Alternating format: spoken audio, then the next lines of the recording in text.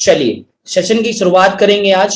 और सेशन की शुरुआत आप सभी के सामने हो चुकी है, आ चुका है आप सभी के सामने, जिसे कहा जा रहा है भारतीय संविधान का विकास, डेवलपमेंट ऑफ इंडियन कॉन्स्टिट्यूशन को हम बड़े ही आसान शब्दों में समझने का काम करेंगे, परखने का काम करेंगे।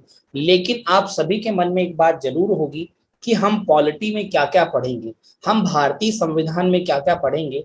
जैसा कि मुझे पता है आप सभी बच्चे जो हैं वो डेडिकेटेड हैं UP triple SC PT exam के लिए। एम आई राइट और रॉन्ग?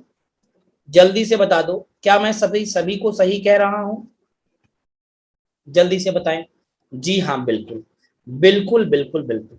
तो मैं सबसे पहले तो आपको ये बता दूं कि आप सभी को ये पता होना चाहिए कि आपको संविधान में क्या क्या पढ़ना है। आपको एक सिलेबस पता होना चाहिए कि संविधान में क्या क्या आ सकता है आप सभी के। तो उसको देखते हुए मैं सबसे पहले आपको कुछ बातें बता देता हूं कि आप सभी को मैं क्या क्या पढ़ाऊंगा। पहला होगा development of Indian constitution. Indian constitution को शॉर्ट में आईसी लिखूंगा मैं। आईसी का मतलब होता है इंडियन कॉन्स्टिट्यूशन और इंडियन कॉन्स्टिट्यूशन का मतलब होता है भारतीय संविधान। तो डेवलपमेंट का मतलब क्या हुआ? भारतीय संविधान का हम विकास पढ़ेंगे। क्या पढ़ेंगे? भारतीय संविधान का विकास पढ़ेंगे। अच्छा, एक बात और ध्यान रखिएगा सभी लोग, क्योंकि मैं जानता हूं यहाँ पर जो बच्चे होंगे वो और हिंदी और इंग्लिश दोनों में होंगे। तो एक बात ध्यान रखिएगा, अगर मैं हिंदी लिखूंगा तो इंग्लिश में बोलूंगा, और अगर मैं इंग्लिश में लिखूंगा तो मैं हिंदी में बोलूंगा। ठीक है?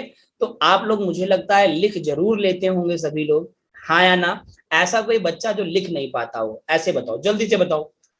वैसे पीपीटी आपको पूरी हिंदी इंग्लिश दोनों में मिलेगी, परेशान मत होइए, पीपीटी आपको हिंदी इंग्लिश दोनों में मिलेगी। लेकिन जब मैं अपने पेन से लिखूंगा तो वो कोई एक लैंग्वेज ही होगी। ठीक है? परेशान बिल्कुल मत होइए, मैं दोनों ही भाषाओं में बोलूंगा। आप सभी को बातें क्लियर होंगी। बात क्लियर हो गई? दूसरा जो टर्म होगा उसमें हम पढ़ेंगे पार्ट्स एंड आर्टिकल्स। पार्ट्स और आर्टिकल्स का मतलब क्या होता है? पार्ट्स का मतलब होता है भाग, और इन आर्टिकल्स का मतलब होता है अनुच्छेद। तो हम भाग और अनुच्छेदों को पढ़ेंगे। तीसरा तीसरा होगा शेड्यूल। शेड्यूल का मतलब होता है भारतीय संविधान की अनुसूचियां, सब्जेक्ट। बहुत बहुत बहुत बहुत अच्छी बात पूछी है अकरम जी ने हमारे। अकरम मेरे दोस्त, भारतीय संविधान जब शब्द आ गया तो फिर अब तो बात ही खत्म हो गई, सब्जेक्ट कौन सा है। क्या अगर आपके सामने ये आ जाए कि भारतीय संविधान, फिर भी आप पूछेंगे मुझसे कि सर सब्जेक्ट कौन सा है? जल्दी से बताओ, जल्दी से बताओ, पूछोगे क्या? नहीं पूछना चाहिए ना, जल्दी से बताओ हाँ या ना, क्योंकि ये अंडरस्टूड बात है।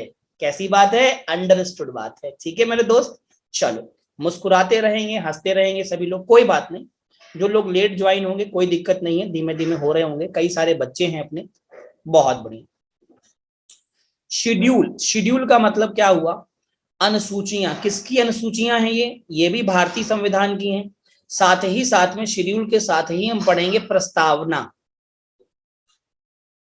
प्रस्तावना को इंग्लिश में कहते हैं प्रियम्बल। प्रस्तावना को क्या कहते हैं? प्रियम्बल। और प्रस्तावना को ही कहा जाता है उद्देशिका। तीसरी जो बात हो गई, चौथी जो हम लोग करेंगे बेटा मेरे दोस्त, वो करेंगे नागरिकता को। किसे करेंगे? नागरिकता, जिसे हम कहते हैं सिटीजनशिप। क्या पढ़ेंगे? नागरिकता को पढ़ेंगे, सिटीजनशिप के बारे में पढ़ेंगे। चौथे के बाद जो पांचवा पढ़ेंगे बेटा मेरे दोस्त मेरे, वो पढ़ेंगे फंडामेंटल राइट्स। फंडामेंटल राइट्स का मतलब है मौलिक अधिकार। क्या पढ़ेंगे? जल्दी से बताओ। मौलिक अधिकारों को पढ़ेंगे। शैलेंद्र जी सभी को नमस्कार है, सभी का स्वागत अभिनंदन हो चुका है। हम जल्दी से सिलेबस को जान लेते हैं। अगला जो हम पढ़ेंगे मेरे प्यारे दोस्तों, वो शॉर्ट में थोड़ा जानते हैं, इसे कहते हैं डीपीएसपी। डीपीएसपी का मतलब होता है directive principle of state policy. Hindi में इसे क्या कहते हैं? राज्य के नीति निदेशक तत्व। राज्य के नीति निदेशक तत्व। बात क्लियर? जल्दी से बताएं।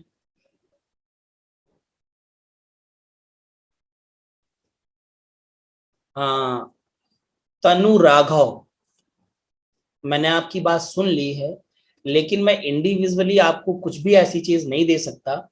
ठीक है, as per the rules and regulation of institution. हाँ, ये आपको जरूर चीजें मिल जाएंगी, पर ये आपको मॉक टेस्ट के रूप में मिलेंगी तनु जी।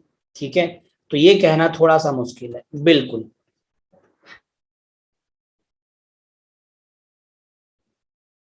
ठीक है, इस बात को ध्यान रखिए। हाँ देखो, बहुत सारे बच्चे कह रहे हैं सर डीपीएसपी का एक बार फुल फॉर्म बताइए। डायरेक्टिव, मैं लिख दे रहा हूं, directive principle of state policy, राज्य के नीति निदेशक तत्व, ये देखिए नीचे लिखा हुआ है। ठीक है, चलिए छठा जो हम पढ़ेंगे वो क्या पढ़ेंगे, छठा जो के बाद में सातवां क्या पढ़ेंगे। सातवें में हम आ जाएंगे पार्लियामेंट पर। आप कहोगे पार्लियामेंट पर आ जाएंगे, जी हाँ बिल्कुल पार्लियामेंट पर आ जाएंगे। पार्लियामेंट के अंतर्गत हम तीन भागों को पढ़ते हैं। पहला हम पढ़ते हैं राष्ट्रपति को, प्रेसिडेंट को। दूसरा हम पढ़ते हैं राज्यसभा को।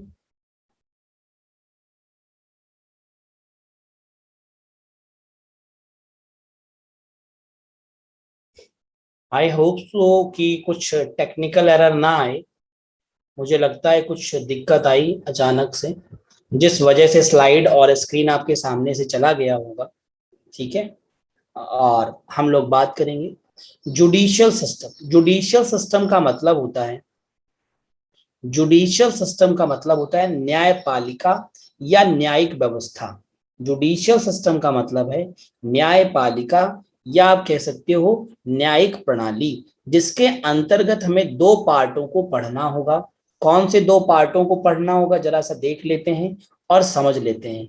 क्या आप सभी में से कोई मुझे कमेंट बॉक्स में बताएगा कि हम जुडिशियल सिस्टम के अंतर्गत कौन से दो भागों को पढ़ेंगे। तो आप सभी लोग कहेंगे एक सर पढ़ते हैं सुप्रीम कोर्ट को, और दूसरा सर पढ़ते हैं हम सभी लोग किसे, हाई कोर्ट को। बोलो यस और नो। जुडिशियल सिस्टम में यही दो भाग हैं, एक तो हाई कोर्ट पढ़ना होता है और एक सुप्रीम कोर्ट पढ़ना होता है। बोलो यस और नो, जिसे हम एचसी और एससी के नाम से जानते हैं। बहुत शानदार, बहुत बढ़िया, सभी लोगों का बहुत ही अच्छा। अच्छा, इसके बाद क्या हम करेंगे, इसके बाद जो टॉपिक होगा मेरे दोस्तों वो कहलाता है स्टेट लेजिस्लेचर। जब प्यारे दोस्तों स्टेट लेजिस्लेचर की बात होती है, तो मैं आप सभी को बता दूं विधानमंडल शब्द यूज किया जाता है स्टेट लेजिस्लेचर के लिए। किसके लिए, स्टेट लेजिस्लेचर के लिए विधानमंडल शब्द इंक्लूड किया जाता है।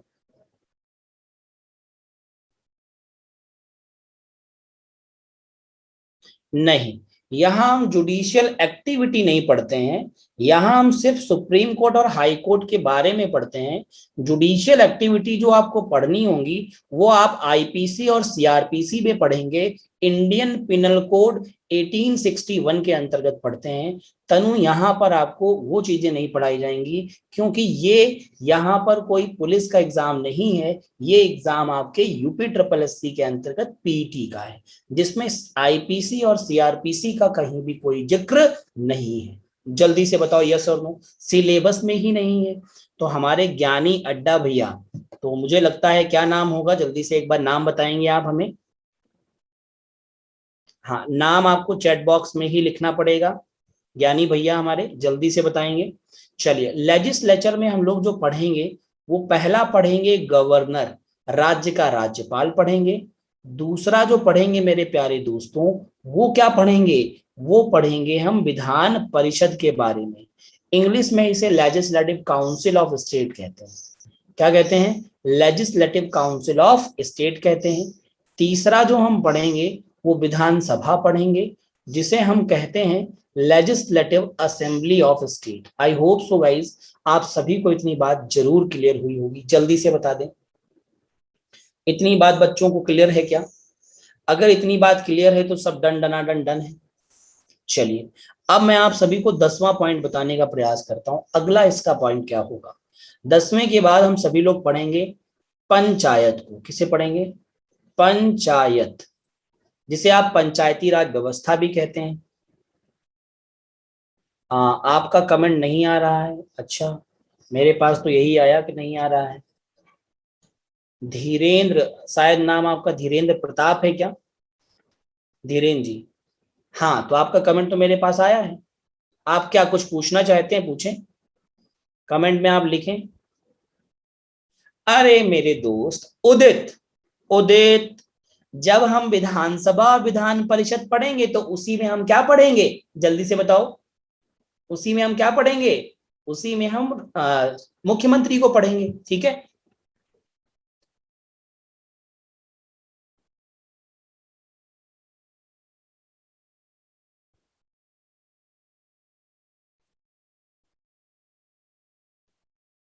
कोई बात नहीं, कोई बात नहीं, वो मेरा नाम लिख के आ रहा होगा, कोई दिक्कत नहीं है, ठीक है। नाम मेरा लिख के आ रहा होगा, कोई परेशानी नहीं, मुझे आ रहा है।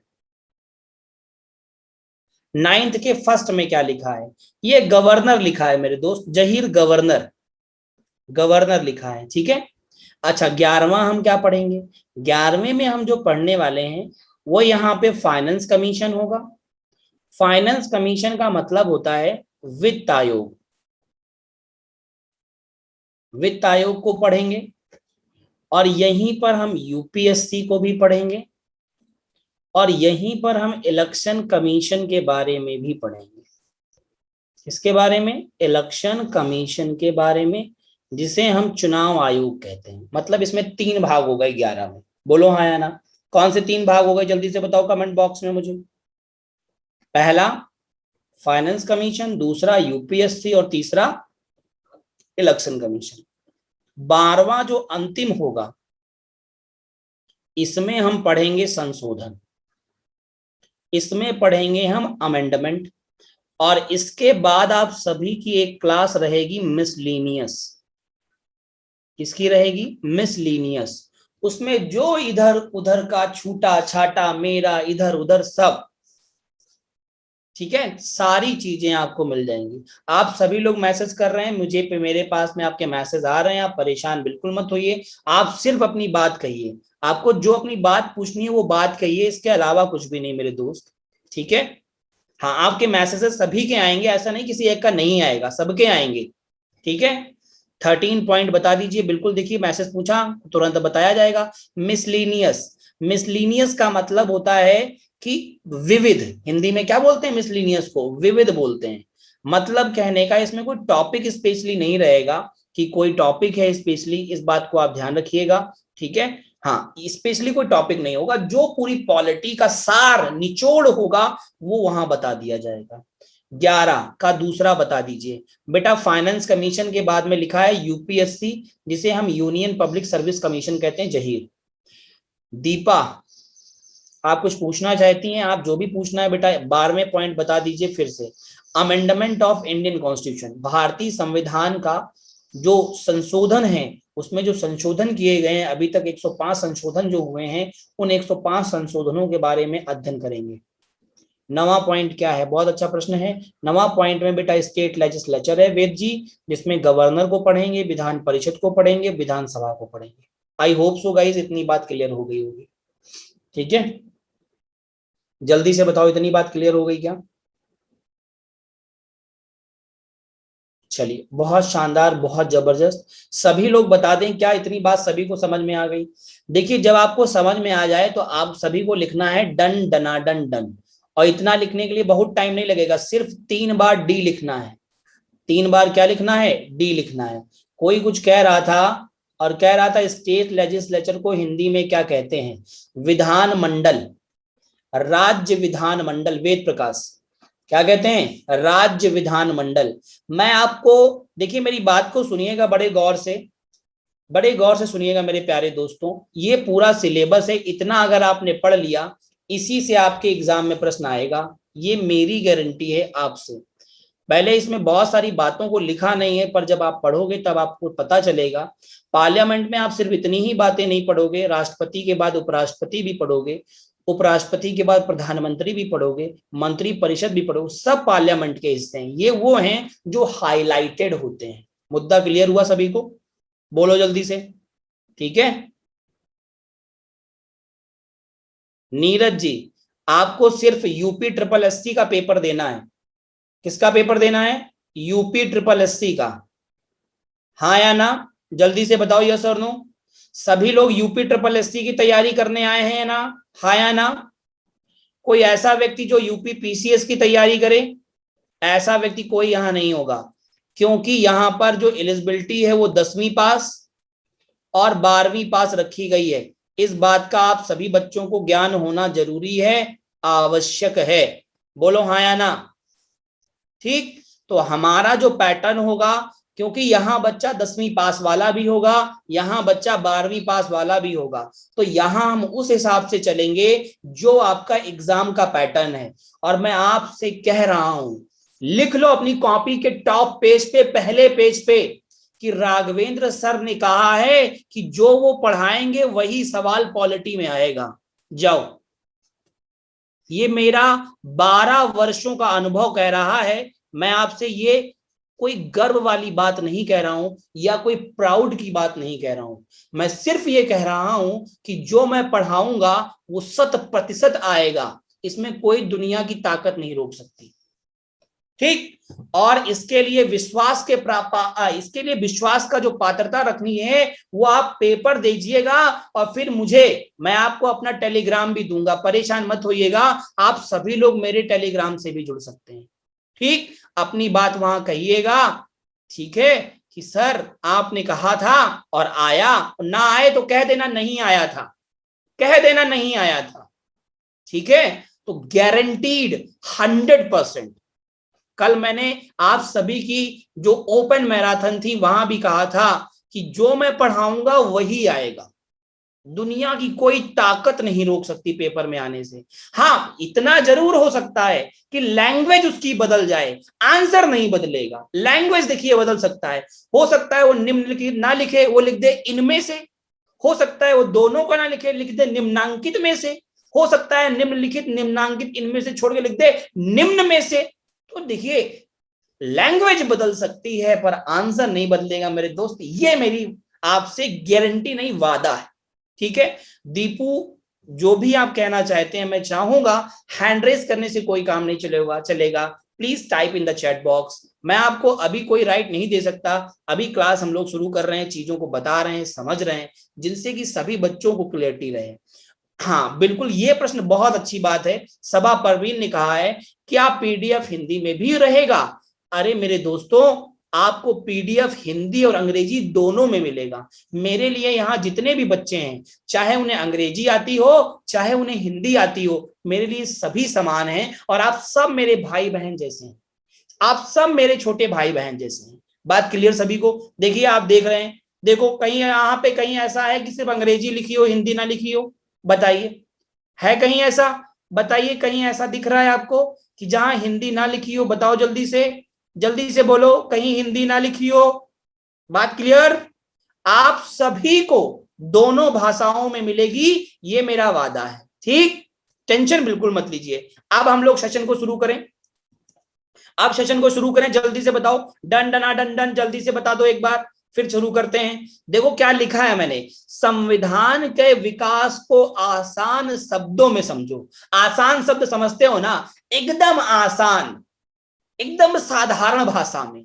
चलिए, पहला पॉइंट, कहते हैं कि जो भारत का संविधान है वो सर्वोपरि है। सर्वोपरि का मतलब समझिए, संविधान से ऊपर कुछ भी नहीं।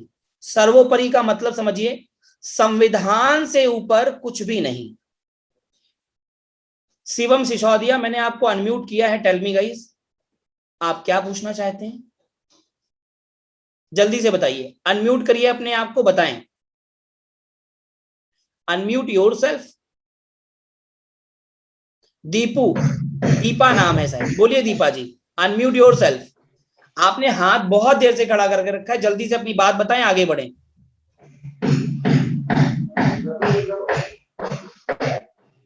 भैया हाथ बढ़ा, हाथ का मतलब जानते हैं क्या होता है? What is the means of this symbol? इसका मतलब होता है आपको कुछ पूछना है, करने हुई थी, मैं आपने आपको हाथ राइट खड़ा दूंगा, किया है, आप आप अपने आप बताइए को कि अनम्यूट आप क्या करेंगे, पूछना चाहते बोलेंगे। हैं। बोलिए अकरम जी, अनम्यूट करिए, बोलिए क्या कहना चाहते हैं, बोलिए जल्दी से। सर जी मैं, हेलो हेलो हेलो, हाँ बताएं गुड आफ्टरनून सर। भैया, बताएं।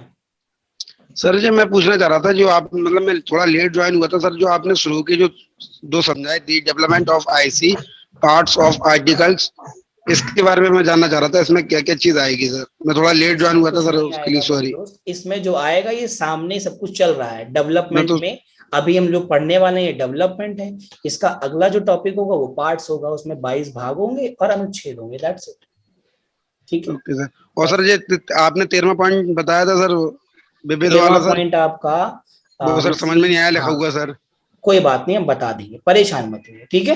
टेंशन बिल्कुल जी मत सर। लीजिए, ठीक। ओके ये सर, पीडीएफ थैंक यू आपके सर। पास जाएगी, दिक्कत मत करिए। ओके दीपा सर, जी थैंक आप यू भी सर। अपने, बिल्कुल भैया अनम्यूट म्यूट कर लीजिए। दीपा जी अनम्यूट करिए, जल्दी से बताइए।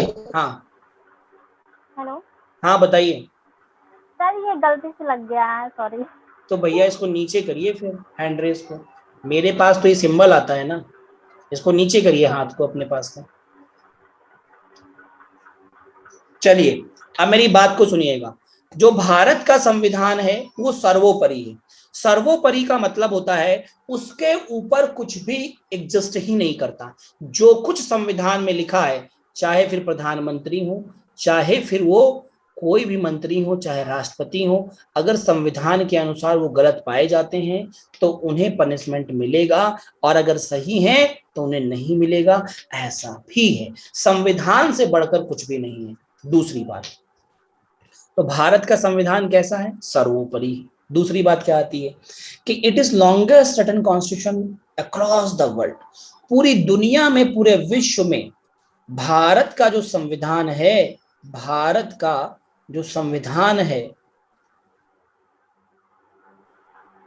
वो पूरी दुनिया में सबसे बड़ा लिखित संविधान है। सबसे बड़ा लिखित संविधान है। इसका मतलब क्या हुआ कि सबसे पहले संविधान लिखा किसने होगा?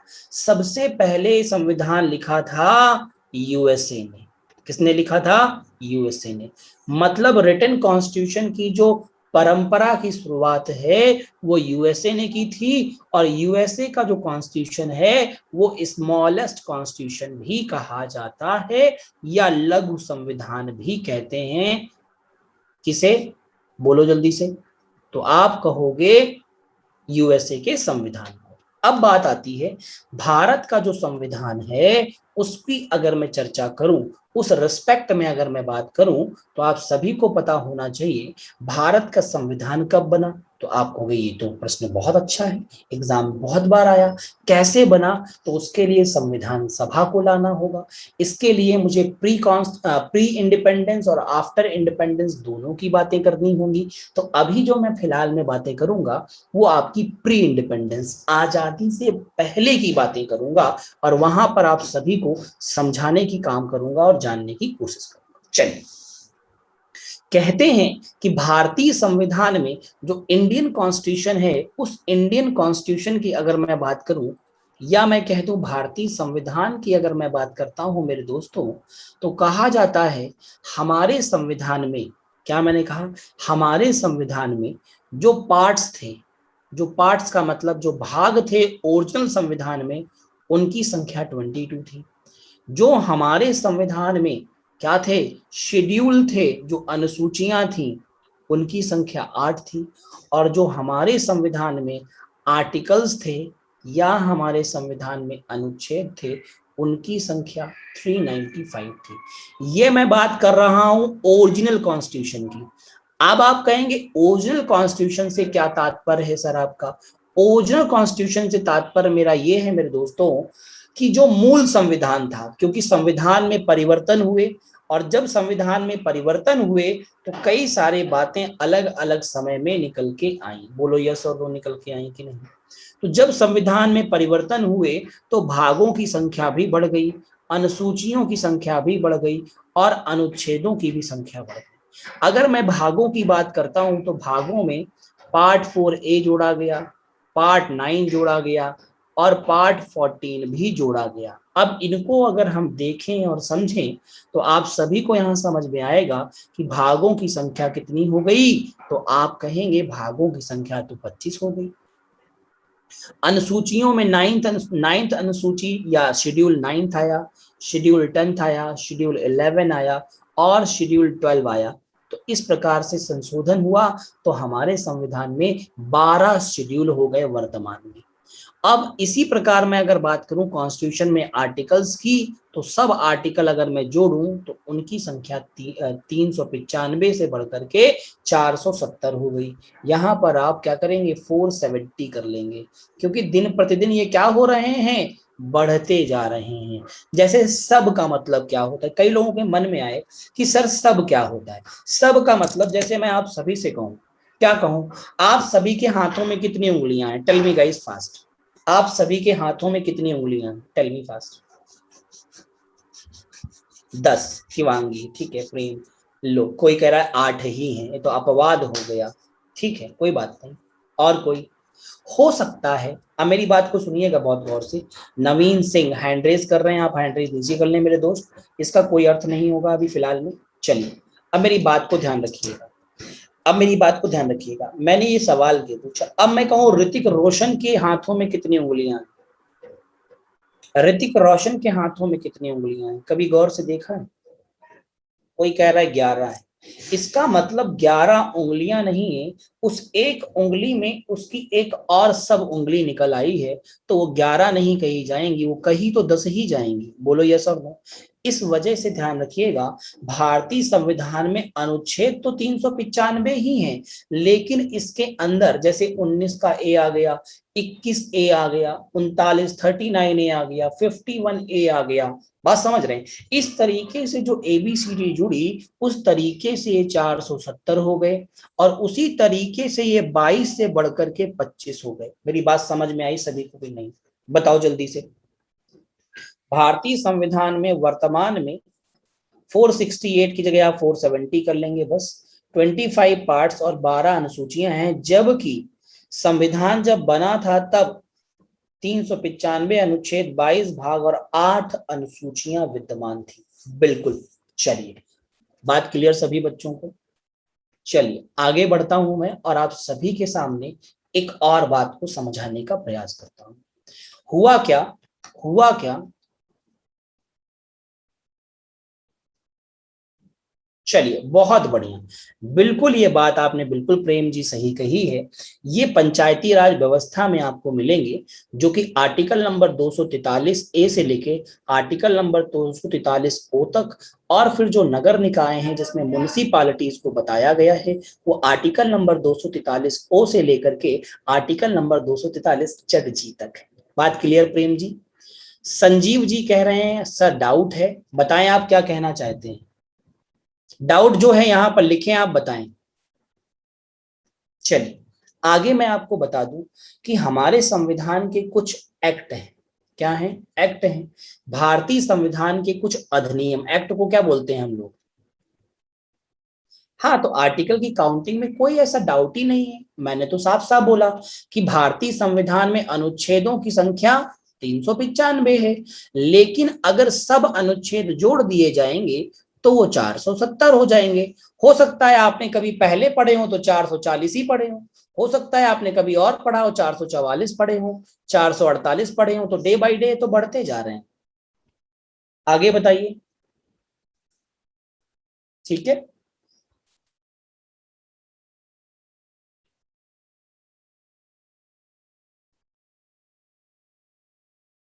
अब मेरी बात को ध्यान से सुनिएगा। दो तरीके के एक्ट हैं, एक प्री इंडिपेंडेंस, प्री इंडिपेंडेंस आजादी से पहले वाले हैं, ठीक है। कुछ पोस्ट इंडिपेंडेंस है, लेकिन हमें जो वर्तमान में पढ़ने हैं लेटेस्ट, बहुत बढ़िया लेटेस्ट। आप कहोगे, देखिए दो तरीके के प्रश्न हैं प्रेम प्रकाश जी, दो तरीके के प्रश्न हैं। दो तरीके के प्रश्न सुनिएगा, मेरी बात गौर से। जैसे मैं आप सभी से कहूं कि निम्नलिखित में से भारतीय संविधान में अनुच्छेदों की संख्या कितनी थी का मतलब we can talk about the past, तो आप कहोगे इतनी थी। दूसरा प्रश्न सुनिएगा, निम्नलिखित में से भारतीय संविधान में या निम्नलिखित में से भारतीय मूल संविधान में अनुच्छेदों की संख्या कितनी है? 395।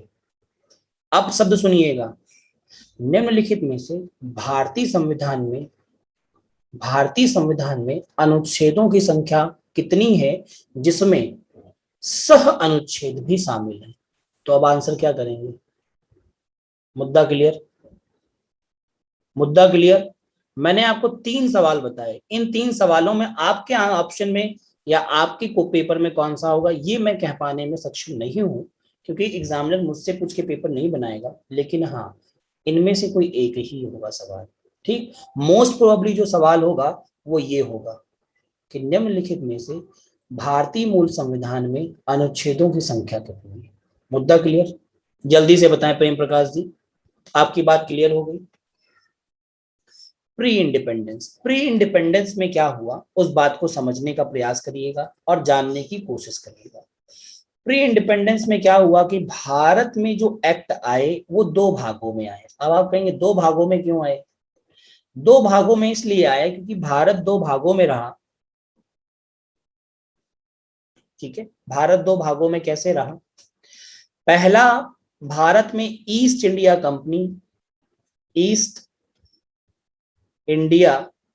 कंपनी के द्वारा बने हुए कुछ एक्ट आए।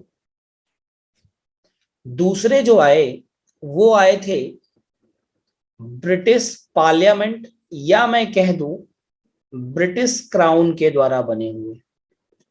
ब्रिटिश क्राउन को एक दूसरा नाम दिया जाता है क्वीन रूल। क्या कहते हैं इसे? Queen rule.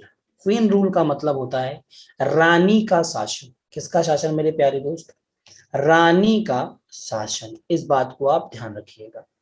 अब जो ईस्ट इंडिया कंपनी के द्वारा होता क्या है कि जो किंग ऑफ ब्रिटेन है, ब्रिटेन के जो राजा और रानी हैं, अगर मैं इनकी बात करूं 1600 में, सन 1600 में ईस्ट इंडिया कंपनी स्थापित की जाती है। और जब ये स्थापित हो जाती है, इसे लंदन में स्थापित किया गया था, ये भी बात ध्यान रखिएगा, नहीं तो आप सोचे भारत में स्थापित हुई थी, नहीं। ये जब स्थापित हो जाती है मेरे प्यारे दोस्तों, तो ये पहुंचती है ब्रिटेन के राजा के पास और राजा से एक अधिकार पत्र प्राप्त करती है, जो कि अधिकार पत्र इन्हें एक कहते हैं राइट देता है और कहता है कि पूर्वी देशों के साथ या पूर्वी देशों में आप व्यापार कर सकते हैं। जो ईस्टर्न कंट्रीज हैं वहां पर आप जाकर के व्यापार कर सकते हैं। और इसी के अंतर्गत ईस्ट इंडिया कंपनी भारत में क्यों आई थी? तो आप भी कहेंगे ईस्ट इंडिया कंपनी जो भारत में आई थी सर, वो व्यापार करने के पॉइंट ऑफ व्यू से आई थी या व्यापार करने आई थी। भारत में जो ईस्ट इंडिया कंपनी का शासन था वो 1773 से शुरू होता है, रेगुलेटिंग एक्ट से शुरू होता है, और जा करके अगर बात करूं कहां तक जाता है तो ये 1857 तक जाता है। कहां तक जाता है? 1857 तक जाता है। और 58 में एक नया शासन शुरू हो जाता है जो कि 1947 तक रहता है, जिसे आप कहते हैं crown rule, British crown rule, या आप कह सकते हैं क्वीन रूल। मुद्दा क्लियर? हाँ जहीर, बिल्कुल ये ईस्ट इंडिया कंपनी ही हुआ करती थी, स्टार्टिंग से ही इसका नाम ईस्ट इंडिया कंपनी था मेरे दोस्त। बिल्कुल बिल्कुल, यहाँ पर सिपोए, हाँ बिल्कुल बिल्कुल, प्रकाश जी की बात बिल्कुल सही है। 1857 का जो आपका विद्रोह था, अगर मैं उसकी बात करूं, 1857 का जो विद्रोह था अगर मैं उसकी बात करूं, तो यहाँ पर आप देखने को पाएंगे कि 1857 के विद्रोह के बाद ही भारत में डिक्लाइन ऑफ ब्रिटिश शुरू हो गया। और डिक्लाइन ऑफ ब्रिटिश धीमे धीमे, क्योंकि कोई भी चीज एकदम से तो खत्म नहीं होती, आप भी समझदार हैं, बोलो यस और नो। बात क्लियर हो गई सभी को? जल्दी से बताएं, बोलो जल्दी से भाई, इतना मुद्दा सभी को क्लियर है?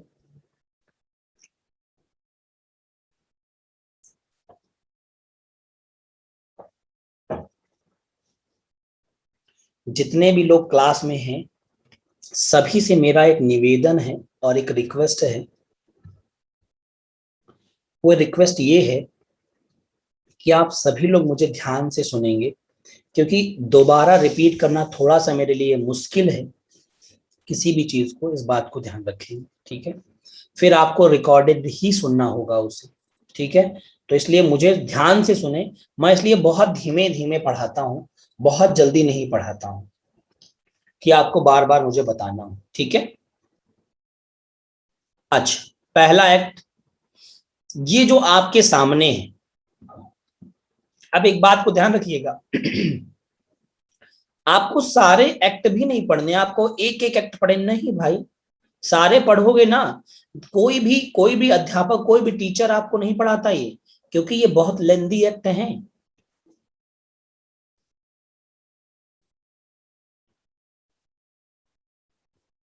कुछ जी इसकी ट्रिक, इसकी एक्ट की कोई ट्रिक नहीं होगी, क्योंकि जो भी प्रश्न बनता है वो डायरेक्ट कभी नहीं बनता, पहली चीज।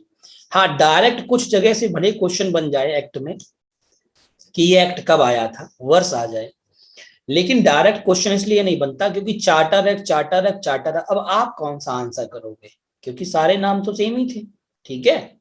तो इसलिए डायरेक्ट क्वेश्चन नहीं बनेगा यहां से, इसके अंदर की बातों से क्वेश्चन बनेगा।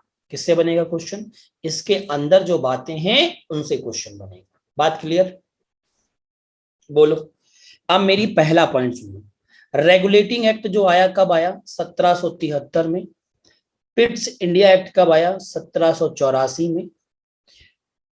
चार्टर एक्ट कब आया? 1813 में। हाँ बिल्कुल बिल्कुल प्रेम प्रकाश जी, बिल्कुल। अब बात करें अगर हम, तो चार्टर एक्ट 1833 आया, चार्टर एक्ट 1853 आया। ये वो एक्ट हैं जो सारे के सारे ईस्ट इंडिया कंपनी के द्वारा लाए गए। किसके द्वारा लाए गए? ईस्ट इंडिया कंपनी के द्वारा लाए गए थे। ये वो सारे एक्ट हैं, ठीक? अगली बात को सुनिएगा पहले। ये वो सारे एक्ट हैं जो क्वीन रूल में आए थे, या मैं कह दूं जो क्राउन रूल में आए थे।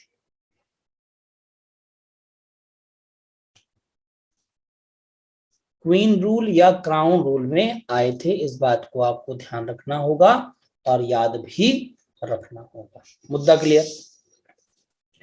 अब अगर मैं बात करूं तो आप यहां देख पा रहे होंगे, क्या देख पा रहे होंगे कि आप सभी के सामने कुछ एक्ट लिखे हैं। जैसे पहला गवर्नमेंट ऑफ इंडिया एक्ट 1858, दूसरा इंडियन काउंसिल एक्ट 1861, तीसरा इंडियन काउंसिल एक्ट 1892, चौथा लिखा है मोरले मिंटो सुधार अधिनियम। ये क्वेश्चन कई बार डायरेक्ट भी आ चुका है कि मोरले मिंटो रिफॉर्म्स एक्ट किस वर्ष लाया गया, ठीक? अगला है क्लेम्सफोर्ड एक्ट, कब आया? 1919 में आया। क्लेम्सफोर्ड एक्ट को हिंदी में चेम्सफोर्ड एक्ट कहते हैं। अगला क्या है? गवर्नमेंट ऑफ इंडिया एक्ट, कब आया? 1935 में आया। और लास्ट जो है वो कौन सा है? वो है भारतीय स्वतंत्रता अधिनियम, मतलब 1947 का इंडियन इंडिपेंडेंस एक्ट। ये एक्ट हैं जो आपको पढ़ने होंगे। अब इन एक्टों में सबसे पहला एक्ट जो मैं आपको पढ़ाऊंगा वो एक्ट कौन सा होगा? वो एक्ट है मेरे प्यारे दोस्तों रेगुलेटिंग एक्ट। तो जल्दी से, इतनी बात समझ में आ गई हो तो जल्दी से मुझे एक बार यस कर दें, डन डना डन डन बता दें, then we will move on the next one also. मैं आगे बढ़ूं और आप सभी को एक दो एक्ट बताऊं।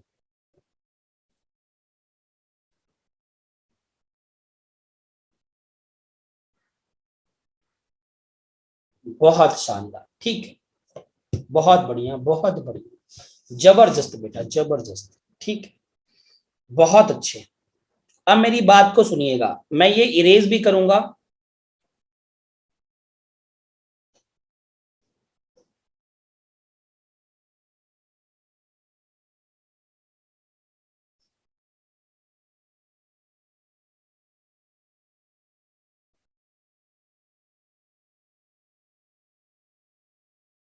बिल्कुल किसी भी एक्ट से क्वेश्चन बन सकता है, ठीक है। ईस्ट इंडिया कंपनी, देखो भाई, ईस्ट इंडिया कंपनी की स्थापना 1600 में हुई थी, लंदन में हुई थी, है ना। इससे ज्यादा कुछ बताना नहीं है ईस्ट इंडिया कंपनी ने।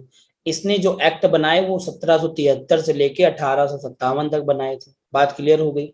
बाकी आप सभी लोग, जो भी लोग लेट आए हैं बहुत ज्यादा, वो सभी लोग एक बार रिकॉर्डेड की तरफ मूव करेंगे, थोड़ा बहुत जो लेट हुए हैं और सुन लेंगे वहां से।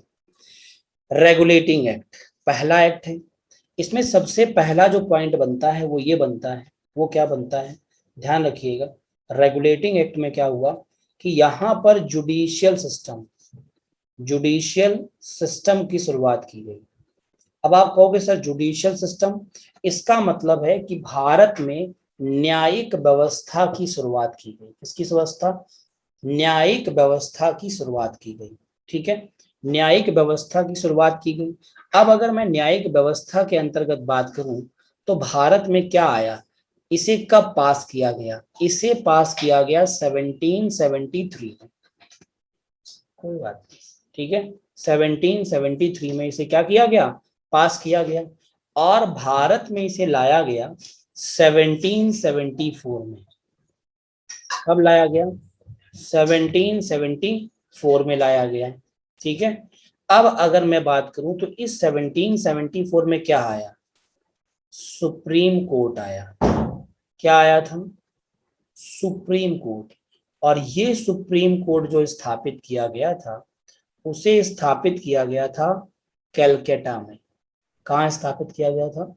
कलकत्ता या कलकत्ता में स्थापित किया गया था। जब ये सुप्रीम कोर्ट स्थापित किया गया उस समय it is what, it is 4 member body. मतलब इसमें जजों की जो संख्या थी वो 4 थी, जिसमें से एक चीफ जस्टिस, एक कौन था? Chief justice. और जो 2 थे, सॉरी जो 3 थे, वो उसके सहयोगी जज, या आप कह सकते हैं सबऑर्डिनेट जजेस। सहयोगी जज या आप कह सकते हैं सबऑर्डिनेट जजेस थे। क्या मुझे कोई यहां बता पाएगा कि उसके सहयोगी जज कौन कौन से थे? बहुत बढ़िया। चीफ जस्टिस का नाम था Lord Elijah Impey. Lord Elijah Impey, ठीक। जो अदर सहयोगी थे वो कौन कौन से थे? सहयोगी जजों के नाम Lemister, Hyde and Chambers. Lemister, Hyde and Chambers. Chambers थे, हाइड थे, लेमिस्टर्स थे। बिल्कुल जबरदस्त अकरम जी, बात क्लियर हो गई? जल्दी से बताओ, बात क्लियर हो गई? जल्दी से बोलें, क्लियर सभी को बात? तो ये सबसे मोस्ट इंपॉर्टेंट पॉइंट है फॉर योर एग्जामिनेशन। ये आप सभी लोगों ने अगर यूपी के एग्जाम देखे हैं तो ये पिछले बार जो 2020 में यूपी पीसीएस का एग्जाम हुआ है, 2020 में जो बीईओ का एग्जाम हुआ था, ब्लॉक एजुकेशन ऑफिसर का, उसका ये क्वेश्चन का पेपर है, उठा के देख लीजिएगा। सर आपको बहुत डाउट है संजीव जी, आप पहले हैंड रेज कर चुके हैं, अनम्यूट कर लीजिए क्योंकि आप फिर परेशान रहेंगे। बताइए। Hello sir, good afternoon, good evening. बताइए बताइए, आप काम सर आप जो पढ़ा रहे हैं तो सर ये मतलब ये उस पीडीएफ में होगा या मतलब जैसे कि हमें उतारना पड़ेगा साथ साथ, ये मतलब डाउट आ रहा है। यार एक बात बताओ मेरे दोस्त, जी सर। देखो 2 बातें समझो। अगर आप मेरे साथ नोट्स बना रहे हो तो आप ऐसे मान के चलिए आपका जन्म किसी दैवीय शक्ति से हुआ है। और अगर आप थोड़े भी कामचोर हो, क्योंकि मैं बहुत सारी बातें इरेज भी कर दूंगा यहां से, ठीक है, बहुत जी सर। सारी बातें इरेज भी करूंगा भाई, लगा तो एक सिस्टम ही है ना मेरे सामने, और उस सिस्टम पे आप भी आ रहे हो, मैं भी आ रहा हूँ, पीपीटी भी आ रही है, और मैं लिख रहा हूं वो भी आ रहा है। तो मेरे भाई सारे काम एक साथ नहीं हो सकते, इसलिए आप बात को ध्यान रखिए और चीजों को समझिए। अगर आप अपने आप से भी थोड़ा भी काम करते हैं तो वो बहुत बेहतर है। ठीक, तो जी अगर ये सर। जो नोट्स बना रहे हैं तो बहुत अच्छी बात है, नहीं तो फिर आपको रिकॉर्डेड फॉर्म में इसे दोबारा सुनना पड़ेगा और दोबारा नोट्स बनाने होंगे। आपको जो लिखा हुआ जाएगा वो ये लिखा हुआ जाएगा भी कुछ और कुछ नहीं भी जाएगा, क्योंकि जहां स्पेस मुझे नहीं दिखेगा वहां मैं इरेज भी कर दूंगा। ठीक है, तो इसे आप दोनों काम कर सकते हैं, आप इसे बना भी सकते हैं और इसे इरेज भी कर सकते हैं। ठीक है, सर दोनों सर काम आप उसमें होंगे। नहीं, आप बात मतलब बात नहीं समझ रहे मैं क्या कहना चाह रहा समझ हूँ। गया भैया, समझ सर गया। मैं ये कहना चाह रहा हूँ जैसे कि जो आप एक सिस्टम में पढ़ा रहे हैं तो मतलब वो पीडीएफ फॉर्म में मिलेगा, या हम साथ में मतलब याद करने के लिए भी तो चाहिए ना सर। बाबू ये जो जा रहा है ना, ये जो लिखा हुआ है ये सब कुछ पीडीएफ में जाएगा। ये जो लिखा है ना ये सब पीडीएफ में जाएगा, पर जो इस पे समझाया जा रहा है उसमें कुछ पीडीएफ में जाएगा, कुछ नहीं भी जाएगा। मैं भी वही कह रहा हूँ, मैं आपकी बात को बहुत अच्छे से समझ गया। मैंने आपको स्टार्टिंग में ही बताया था कि 12 वर्षों से मैं बच्चों को ही समझ रहा हूँ और सुन रहा हूँ, तो आपकी बात को कैसे नहीं समझूंगा। आप यही कहना चाहते हैं जो आप लिखेंगे वो भी पीडीएफ में जाएगा, यही कहना चाहते हैं ना? Yes sir. नहीं, या नहीं, सब कुछ नहीं जाएगा मेरे भाई, वही मैं भी कह रहा हूँ कि ओके सब कुछ सर। नहीं जाएगा। ठीक, ओके। बात क्लियर हो गई? और ओके कुछ सर। पूछना है? अभी नो पूछ लो, सर। क्योंकि पढ़ाते समय बार बार हाथ ऊपर कर तो अच्छा नहीं लगता यार, मेरे ओके सामने सर। बार बार वो ऊपर आ जाता है ऐसे करके। पहले मैं आपको पढ़ाऊंगी, मैं पहले एग्जाम आपका वो करूँ। देखो एक और आ गया मेरे पास। हाँ बोलो नवीन सिंह, बोलो भैया बोलो। हाँ, नीचे कर लीजिए संजीव जी हैंड अपना। ओके नवीन जी सर। बताइए, नवीन जी। देखो है, ये हालत है, हाथ ऊपर आएगा नीचे जाएगा, हाथ ऊपर आएगा नीचे जाएगा। अब आपके मैं हैंड रेस का कोई रिप्लाई नहीं करूंगा, जो भी आपको पूछना होगा आप चैट बॉक्स में पूछेंगे। ठीक है, क्योंकि there are so many people in the class और एक आधे का हैंड आता ही रहेगा फिर मेरे पास। तो ये बात सभी को समझ में आ गई होगी जो बताई गई। अब अगर आपसे पूछा जाए कि सर मुझे ये बताइए कि क्वेश्चन ऐसे कहा जाए कि निम्नलिखित में से भारत में न्यायिक प्रणाली की शुरुआत कब की गई, तो आपका आंसर क्या होगा? जल्दी से बताओ, भारत में न्यायिक प्रणाली की शुरुआत कब की गई, जल्दी से बताओ। 1774। इस बात को ध्यान रखिएगा, जो भी लोग, अब देखिए पहले बात को समझिए, शुरुआत जब कहेगा तो आप यहां टिक करेंगे।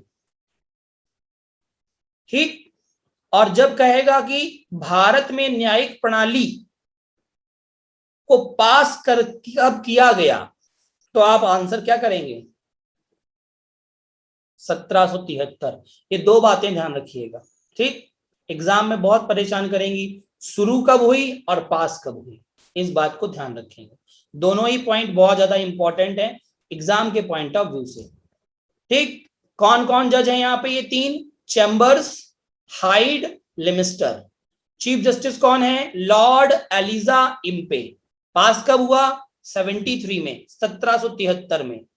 शुरू कब हुआ? 1774 में। कहां शुरू हुआ? कलकत्ता में। कितने जज थे? 4 जज थे। मुद्दा क्लियर? दूसरा पॉइंट सुनो, इसी एक्ट के अंतर्गत, सुनिएगा गौर से, इस एक्ट के अंतर्गत पहले क्या हुआ करता था कि कलकत्ता का गवर्नर जनरल होता था। मेरी बात को ध्यान सुनिएगा, कलकत्ता का गवर्नर जनरल होता था। ठीक है, तो कलकत्ता के गवर्नर जनरल को, कलकत्ता के गवर्नर जनरल को कहा गया कि आपको अतिरिक्त प्रभार दिया। अतिरिक्त का मतलब क्या होता है? तो आप कहोगे एडिशनल। अतिरिक्त का मतलब क्या होता है? एडिशनल। एडिशनल पावर दी गई उसको और कहा गया कि आप बिहार, उड़ीसा,